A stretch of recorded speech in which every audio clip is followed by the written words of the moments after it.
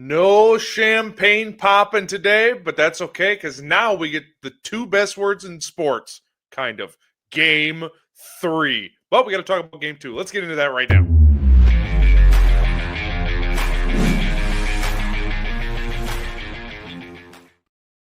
Welcome into a sad edition of the Setup Man podcast. I am Alex. We got a full bullpen today. Ty is with us. Kyle, the podfather, is with us.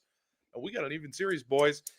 This is the Setup Man podcast. If you haven't already, make sure to hit that subscribe button, hit that like button, and comment below. I already see the chat is hopping. Keep that up because we will get throughout the show. But towards the end, we'll go through some of your comments, see how y'all are feeling about Game 2.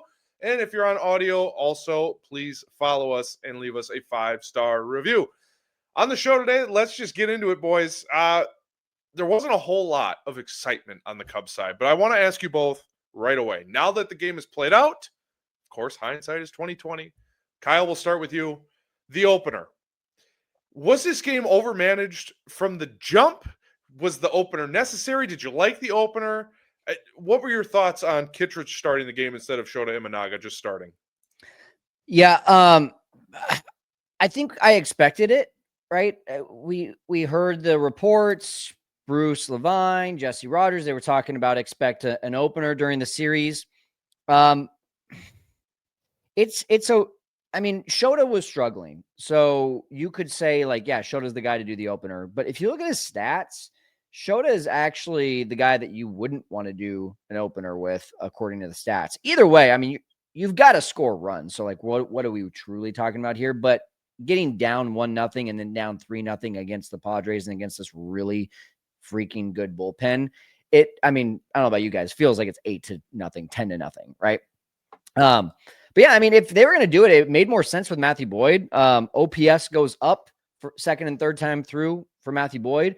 Shota's the other way around. It goes down, starts at 788, goes to 634, then goes to 610 third time through. So it was an interesting decision for Shota, but I kind of expected it too. I also kind of expect it tomorrow, and I expect Jameson Taillon to be the first guy out after the opener. Yeah, it was.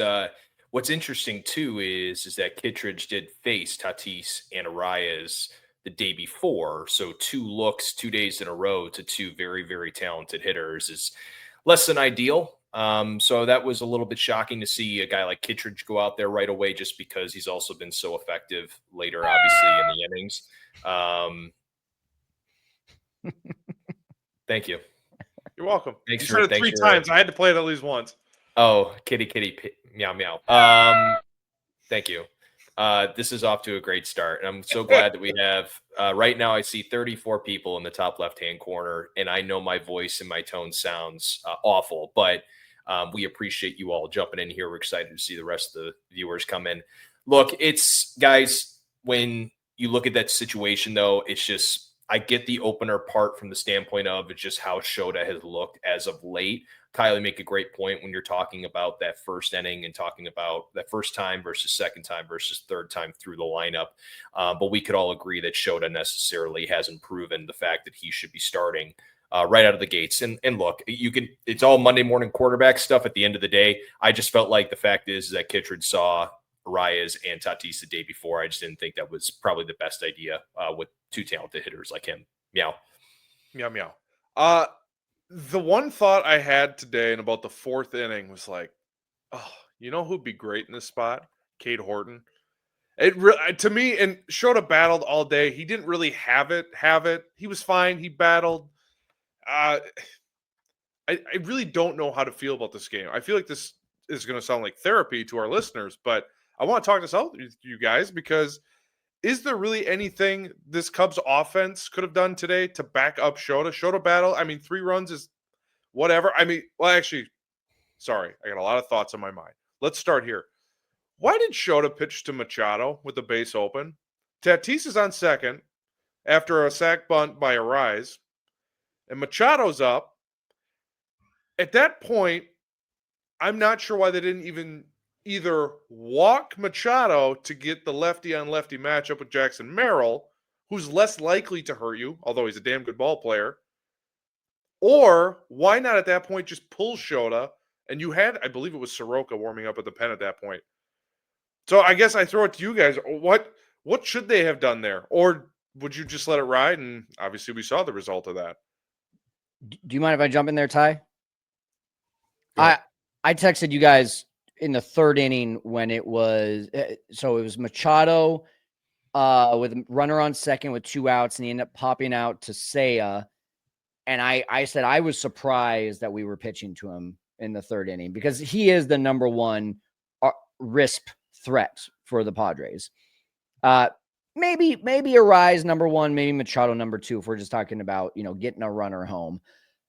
Then when we did it again, especially with the bullpen warming up in the fifth, I was like, all right, well, the bullpen's warming up so that Shota can try to get what's his face? Merrill. They're going to intentionally walk Machado. He's going to go after Merrill. And if you can't get Merrill, then the next guy is going to come in. I think, who was warming up? I don't even remember, but it was a righty.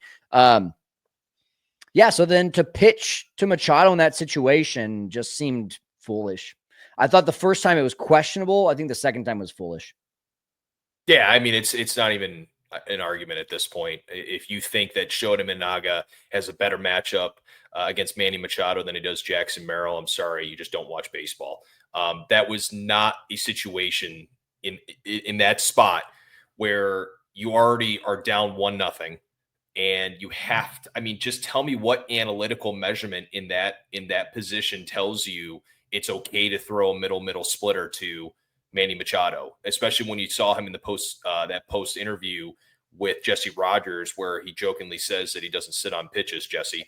But he saw that Tatis was throwing a splitter before. He had seen the splitter in an earlier at bat. It's all these things, guys. When it comes down to playoff baseball, we've noted, and I've noted it in a tweet that I made, that it came down to a double steal against Kittredge, and throwing a Machado with the base open, and of course the Cubs not hitting. But at the end of the day, you're trying to keep this game as close as you possibly can, and they just made the wrong decision there. I mean, a really bad decision made by the Cubs there.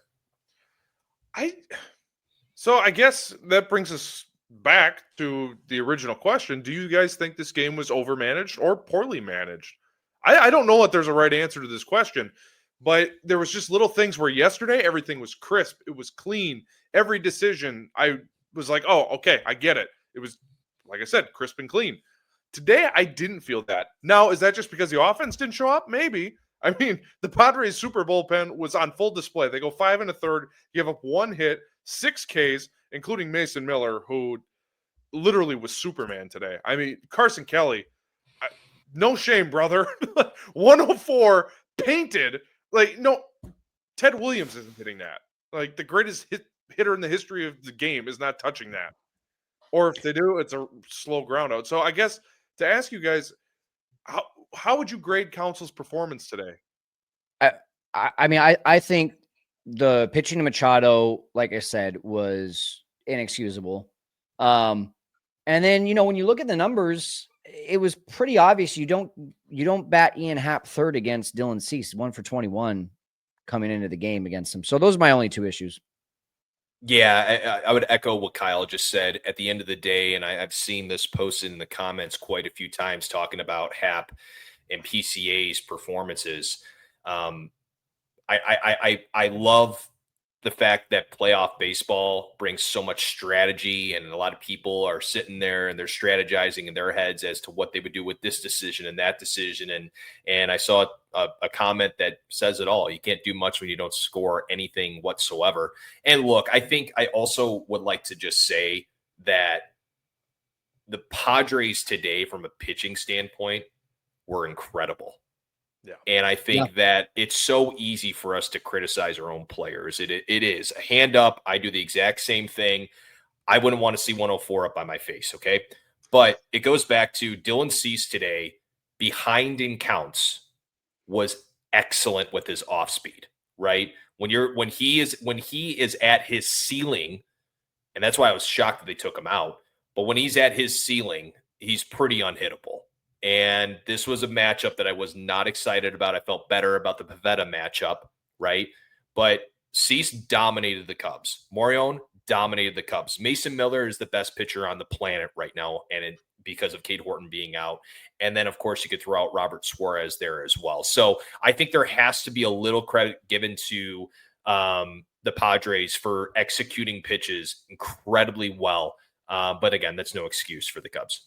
Well, and I don't know if you guys heard it. There was a stat that they talked about on the broadcast today. The Cubs yesterday were 0 for 3 with runners in scoring position. So they only had 3 shots with runners in scoring position, and they struck out 13 times. If you would have told me that that was their offensive stats for the day, I would have thought that Nick Pivetta went 8 innings, 1 hit ball, and they maybe had like a little bit of a rally in the 9th inning or whatnot. And to win that game is pretty incredible. I mean, this is what we've been seeing, though, for a couple months now, is an offense that struggles with high velocity, continues to kind of have these unprofessional at bats of chasing. That today, I will say they actually did a pretty good job of making Dylan Cease work some deep counts. But when you are getting into 10 3-ball counts today, here's your stat of the day. Can we throw up the music, Alex? Oh, choir. Stat of the day. Really had to dig down deep for this one, guys. 10 3-ball counts today. Not a single walk, 6 strikeouts, and a double play on 3-ball counts. Not a single free pass. The only walk was an intentional walk. You're just, I mean, kudos to the Padres. Yes, Dylan Cease, he was throwing some nasty stuff in full counts. At some point, though, you have to win some of those battles, and they didn't win a single one. No, and I think that's my fear going into tomorrow, which I don't know if you guys want to do any more digging into this game, if there are any other numbers you want to get into, but we know what the game plan has to be, especially tomorrow. Now, tomorrow, as I'm checking Twitter here live on the air, according to Jesse Rogers, we're doing it again. TBD on first pitch. No idea who's going for the Cubs, but for the Padres, it's going to be former Cub Yu Darvish. So let me just give you some stats on Yu Darvish. Really quick, Alex, but before we do go into that one, I will give the very small silver lining of today. We had 8 hard hit balls. Hard hit ball means 95 miles an hour or plus. Only 3 of them went for base hits. So 5 of these hard hit balls, the Cubs turn into outs. So that was one thing, especially, I mean, Michael Busch lining out to second, nearly getting doubled off was Dansby. A couple of those fall in, and suddenly it might be a 3-2, 3-3 ball game. Unfortunately, yes, good. I like hard hits. But unfortunately, in the playoffs, doesn't matter. Right. It becomes horseshoes and hand grenades, or hand shoes and horse grenades, however you want to say that. But yes, that's great. And Kyle Tucker got a hit today. Cool. Maybe that's the spark, but we've been saying that for 2 months. At the end of the day, it's results now. So, but yeah, good point. It's not all hope is lost, but a little concerned after today. All right, so let's go to tomorrow quick. So Yu Darvish on the season 5-5 with a 5.38 ERA. Career against the Chicago National League Ball Club. He's 3-2 with a 2.36 ERA in 34 and a third innings pitched. Only gave up 9 earned runs in that time frame. Career at Wrigley Field, obviously there's your inflated because he did pitch with the Cubs. He's 9-11 with a 3.89 ERA in 173 and 2/3 innings. Here's where things get interesting. This season, on the road, he's been way worse than he is at Petco Park. 1-3 with a 7.26 ERA in 7 games started, 31 innings pitched, 25 earned runs allowed, 7 homers given up, and 8 walks. So, and there's also some splits with righty-lefties. Lefties do a heck of a lot better than righties. Righties are only hitting 226. Whereas lefties are hitting 265. On base, righties, 264 versus 351 for lefties. Slug, giant difference. 389 for right-handers. Lefties, 529. He's also weirdly walked 15 lefties compared to only 4 righties. So a lot of signs pointing to the Cubs definitely have a shot tomorrow, and not all hope is lost. But, Ty, I'll start with you. Keys to the game for this club tomorrow against Yu Darvish. in a winner go home match. The issue that you have with a guy like Yu Darvish is he throws about 10 to 12 to 20 different types of pitches, right? And so jokingly, I say is that jump on the first pitch, but you really don't know what's about to come. Look, at the end of the day, guys, they've been dominated by fastballs up in the zone, right? Does Yu Darvish have the stuff that he used to?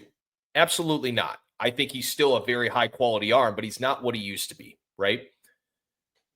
The thing that has to happen because of the fact that Yu Darvish has been injured for a majority of the season is that the Cubs have to put together quality ABs and avoid the high fastballs up in the zone. And I know that's been something that I feel like the Cubs have probably tried to, that like even for example, with Carson Kelly's home run, that ball was obviously out of the zone. But generally speaking, like a lot of the Cubs today, like for example, like Tucker in one of his at bats, I believe he ended up grounding out or hitting a pop fly to Merrill in center. Like he's in attack mode the entire time. So not only now with the Padres with the depleted pen now with Morion and Miller, obviously with higher pitch counts over the last 2 days, doesn't excuse them from being out of the game. I just think that from a key takeaway standpoint, or what I believe it needs to be key tomorrow, is the fact is that Cubs need to put together solid at bats that may try to maybe get later in the counts, right? And try to extend these at bats, because I think if we can get to their bullpen earlier, I think we could be in a better shot. And then funny enough, it's been their strength has been their bullpen. But again, Morion and Miller both at almost over 40 pitches over the last 2 days is definitely a good sign, but that's probably my takeaway. What about you, Kyle? This guy Lawrence took it right out of my mouth. I mean, score 3 runs. I think you score 3 runs tomorrow, you're going to win the ball game, or it's going to extra innings, one of the two. This Padres offense is not good. It's just not. And the fact that the wind's blowing in, probably again tomorrow.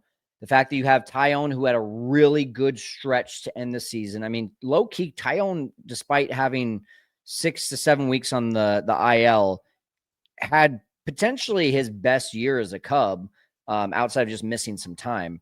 And a lot of it had to do with that changeup. And you got a lot of lefties in this lineup, and I think that he's going to fare well against them. I just think that. And that's assuming that Taillon is the pitcher, but I think at this point it would be who else is going to be Assad. So I just think you got to score 3 runs, find a way. And Darvish, those are some stats that give me some hope. I mean, Rojo Cube asked earlier, well, what's Darvish's stats at Wrigley? I don't really care what his stats are at Wrigley, because this year Darvish is not the same Darvish. He's just not very good this year. So throw all the former stats about how he's done against the Cubs, how he's done at Wrigley out the window, and the stuff that you mentioned there, Alex, against lefties on the road, that all gives me a ton of hope.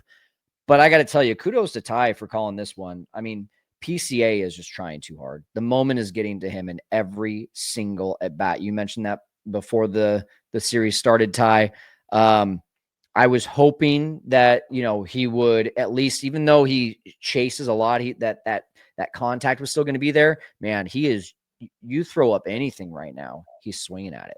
What's been really strange too is that fake bunt with 2 strikes, both between Pivetta and Cease the last 2 days. You guys think that's a sign that he looks for a bunt single tomorrow because he's been able to see what Machado is doing on those counts? I mean, it's 2 strikes, so it changes things a little bit. But the reason I bring this up, guys, is because he has looked that bad to where I would not be surprised if he does try to bunt for a hit tomorrow. Yeah. I think if he would have gotten pitches to bunt in the last 2 games, that you would have seen him either bunt for a base hit or strike out bunting. I don't have an issue with him bunting. In fact, I encourage it. But do it earlier in the count. They're kind of giving it to you before you get to 2 Well, strikes. yes. I mean, that's like, but what I'm saying is like, do you guys think like that is a sign? Because like, I'm almost looking at it like a game plan. Like he did it day 1, he's doing it day 2. And I just wonder if he's trying to see where Machado is. I know this is a very small thing in the game, but again, he has looked awful. He has to do something different. I mean, there has to be a way, because you saw his impact when he scored from second to home. Like, There has to be something this kid can do in this 3-game series to impact the game. It's just, hell, Seiya's waving him off in the outfield right now. This guy needs something. That was something to behold, by the way. To That see was Seiya strange. give him the full fair catch, get out of here. I was like, wait, what? All right. I like the confidence. But Kyle, you looked like you were about to say something. Well, yeah, I mean, I just think back to his very first at bat. I believe it was a full count, and Dylan Cease threw a curveball that was going to hit him in the back foot, and he looked, that little sword swing. All I could think of at that moment was like, okay, I believe it was 2 outs, but 2 outs, you got a runner on first, you got his speed. Suddenly he's in scoring position for Dansby, who's been swinging a hot bat in the playoffs. This is the PCA that we saw get into trouble, and he forgets. It's almost like he got so home run happy that he forgot that getting on base via a walk or a single is almost just as good as a home run for PCA, because he's gonna find a way to score with that speed. I just want to see more of that. I'm already looking at next year, but also in these playoffs here, just find a way to get on base. Yeah, well, and especially in a series like this. Now, do or die, not quite a game 7. Well, I guess it is a game 3, game 7, whatever. You get the point. Elimination game is what I was looking for. To have that kind of weapon get on base where hold on. Breaking news per Matty Lee of the Chicago Sun-Times. Jamison Tyone will be your game 3 starter tomorrow. Okay. No opener. That's real. See, all right, you go back to that first question you asked, Alex. Why use an opener? Well, you use an opener for a guy like Tyone, who's going to 2 of the first 3 are going to be right-handed batters. 3 of the first 4 are going to be right-handed batters who have slug, and that's what Tyone has struggled against this year. Like, if you're going to use an opener today, and today was not the day, game 1 and game 3, if you're looking from an analytical standpoint, Ty, you and I are always talking about this. They're just looking at the analytics. It doesn't seem like they're looking at the analytics to me on these 2 decisions. So, Ty, go ahead. I'm looking up Tyone stats now in a panic. this, My bad. I really left you out to dry. No, this one is a tough one, guys. And I was thinking about it for pretty much the duration of the show, was the opener versus the starter mindset. I think maybe what happened off of this is maybe that Craig felt like today he could use an opener based on the fact of he was playing with house money. I think for tomorrow, he probably feels as if maybe losing one of his bullpen arms right away might not be the best case scenario in a game 3, game 7 like setting, right? So that might be what he might be looking at here. I know that they have quite a few arms, because realistically, I think pretty much everybody is available for tomorrow, besides maybe Ray, probably not. So that might be it, Kyle. I'm sincerely just trying to find a reasoning why, because what you're saying makes a lot of sense. So we'll see. We'll see how it goes. All the feelings as I'm looking at the chat right now, a lot of people, not showing any faith in JMO, which is fine. I just, I hate to go back to it, but we didn't get another starter at the deadline. And this, even if this team finds a way to win tomorrow, the impact that you have with Cade Horton not being in your starting rotation right now, and the fact that he's not going to play in the division series either. How do you even win the next series? How? Like, it's going to take a lot of dumb luck. It's going to take a lot of balls rolling your way. And I know what everyone says. It's like, just get in the playoffs, anything can happen. But let's be freaking realistic here. There is not a single starting pitcher on this team right now with a hot hand. We were all pleased with Matthew Boyd going 4 1/3 yesterday and giving up 1 earned run. That's, to quote Alex, that's some Jason Hamill stuff from the 2016 playoffs.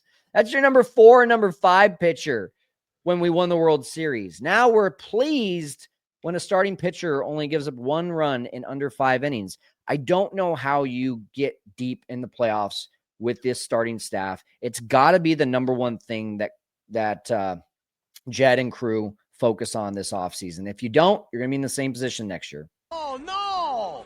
We suck again! That's what people wanted, Kyle. That message of hope. Can I give you some hope on Jameson Tyone? Would you like Sorry. Would you like some Jameson Tyone positivity? Perhaps I would. Or some right. Jameson. Maybe. September. He had 4 games in September. 2-1 with a 1.54 ERA and 23 and a third innings pitch. Does that do anything for you? You said there's no one coming in hot. There's no pitcher coming in hot. Oh, you're talking to me. Sorry. I'm talking to me. You talking to me? Say, You talking to me? Say it again. Say it again. Yeah, you were producing. I was showing some comments here. You made the argument that no one is hot coming into the playoffs, which outside of Cade Horton, you're probably right. However, the next best thing, Jameson Tyone, in 4 games in September, he's 2-1 with a 1.54 ERA and 21 and a third innings pitched.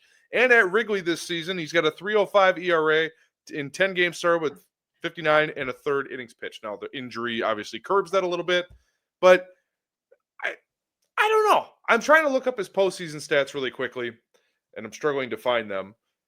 But, I mean, there's some hope here. I don't want a sunshine pump because, realistically, folks, this is where I'm coming from. They might not win this game. This season actually reminds me a lot of 2015, which is probably why I was thinking of Jason Hamill today. Yeah. Like, okay, even if you win against the Padres, are you going up to Milwaukee and taking their lunch money? Maybe, but let's face it, it's a long shot. I would think the betting markets would also reflect that. But guys, we've waited 8 really long years for them to get back to this spot. The crowd at Wrigley Field the last 2 games has been unbelievable. Even though they're down 3-0 today, every 3-2 count, people were on their feet and cheering. I know things look bleak.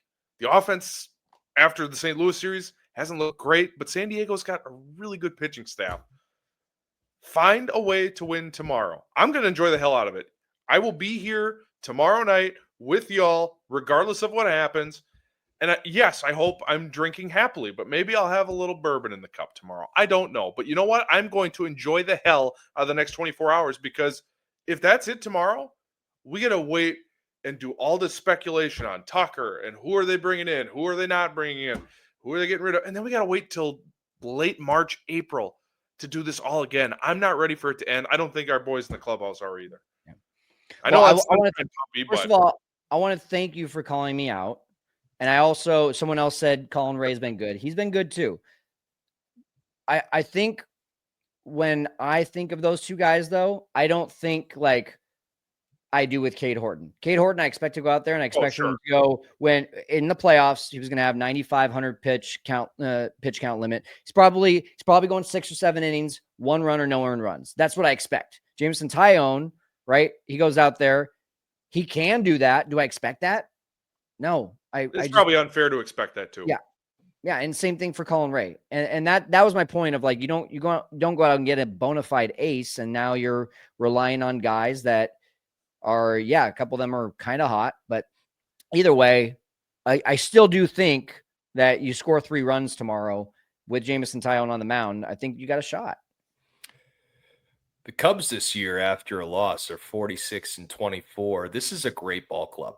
This has been a great team. This team is resilient. I know it's been a tough year to all our listeners and to everyone that tuned in over the last 2 days listening to us talk about what the highs of the highs were yesterday and the lows were today.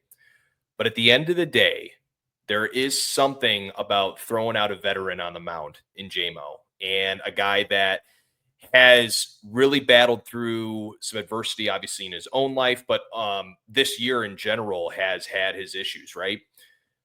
Right now, my confidence with JMO, and I said this before we got onto our episode last week, was do I have more confidence in Shota Imanaga or Jameson Tyone right now? And I'll still stand by it that I have more confidence in Tyone. So ultimately, Jameson Tyone probably will be on a short leash. just because it's the situation at hand. You're in a game 3 winner go home situation. But I believe in the guy, and I believe in this team, and I think that they will pull through tomorrow. Am I being a little optimistic right now and in probably a more difficult situation with the way that this team looked today and offensively? Yes. But there's something about that record that screams resiliency, and I believe that this team will find a way to win a baseball game tomorrow, and you can book a trip to Milwaukee. Rojo. We need a sunshine pumping like sounder, like "Here comes the sun" or something. 'Cause I love that we're doing it though, because I do think Always based Sunny in on Philadelphia. maybe there's got to be something there, but there is something about this team. yeah, Getting Morihone and Miller to throw that many pitches today and to force this Padres team to use some of their arms more than they probably wanted to. Like, there's things lining up for us, guys. Just try to find it. I'm trying to find it. I'm staying positive vibes. Wrigley's going to be effing electric tomorrow. We will find a way. We will find a way to win a baseball game. Do you think Mason Miller is available tomorrow? He is, but they're all available. They're all going to be available. I think though that they're really going to try to hold off on using them. So it's going to be an urgent sort of situation. So this goes back to what we discussed earlier. You have to find a way to put up 3, and I want it to be up against Darvish and the next guy after, because that'll force their hand on a lot of things. If they can't get anything off of Darvish, then I will be very concerned, but I will still stay optimistic. I think your best shot is a 3-run bomb in the first inning. Just come out swinging. Just come out swinging. If I'm not mistaken, Fernando Tatis has never faced Jameson Taillon. I believe the same might be for Machado. I might be wrong on that. So, hey, to the people that are tuning in, let's have you do a little bit of homework. Has Manny Machado faced Jameson Taillon in his career? Let's see if the viewers are paying attention, or they just said Ty's trying to be optimistic and he sounds like a loser. I got put up 5, no leadoff bomb from Bush. Thanks, Matt. You're on I saw fire someone today, Matt. Someone in the comments wanted the meow, so there you go. That was Matt. That was Matt. They didn't want it. Oh, well, all right. To even us out, because we've been doing a lot of sunshine pumping, rightfully so, but would you like to hear Taillon's post-season numbers in his career? He's got 2 starts. First start was on October 14th of 2022. Did not record an out. Faced 3 batters, gave up 3 hits and 2 earned runs. Not great. His second start, much better. 5 days later, both with the Yankees at Houston, 4 1/3, 4 hits, 1 earned, 3 walks. Not great. Take that for what it's worth. That was also 3 years ago. But he's only got, I was kind of surprised. I would have thought he had more postseason bursts with New York, but apparently not. So, our guy Rojo Q, he's always coming through for us. Manny Machado, 0 ABs against J-Mo. So there you go. These little things matter. That's why I think maybe they aren't going with the opener. That might be it. Might be a reason why. But again, what do I know? Well, nothing today. I really. Oh, thanks. I'm saying all of us. You know what? I apologize because that sounded mean. I didn't mean it that way. That was actually really mean. It was mean. I apologize. That's not what I hate ties too, man. I really do. What I meant. You're right. We've got conflicting reports, by the way. Oh boy, baseball reference. Kevin. Oh boy. Well, I mean, either way, it sounds like not a lot of experience against for Tatis or Machado when it comes to Taillon. But look, at the end of the day, man, guys, we got to score, and hopefully they can do that tomorrow against Yu Darvish. That's what's going to work. That if they score more runs tomorrow than the Padres, they win. I think that's how sports works. Do you add another segment? Do you guys have anything else to add? I mean, we've pretty much covered everything on this live episode. So any final parting thoughts from either of you? I'm not ready to go home. Nor am I. Ty, final thoughts? Just, I guess one last thing is that how do they structure that lineup tomorrow for San Diego? Do they go with the 3 lefties in a row again after Bogarts? I don't know if maybe that plays differently now with now having Tyone there at the top. So that'll be interesting to see if they just stick with their guns there. Because I was talking to some San Diego people on X about it and was just like, why does this make any sense? And they said, well, they're our best hitters and there's really no other way to structure our lineup right now. So that'll be interesting to watch. But overall, like I said, got to score. Got to score. That's it. In the words of the great Lou Piniella, that also David Kaplan used all the time, tomorrow you wake up, grab a cup of coffee, and you find a way to win a damn baseball game. Game 3, win or go home. That's why this sport is the best on the planet. It is so good, baby. Oh, now I'm going to be sweating and swearing at my TV along with you. But afterwards, if you want to come swear at us, we'll be live after the game tomorrow. But for Ty, for Kyle, I am Alex. Thank you for joining us this evening. We will see you tomorrow. We're going to go ice up as J-Mo also is probably icing to get his stuff ready for tomorrow. But we'll see you tomorrow night. So long, everybody.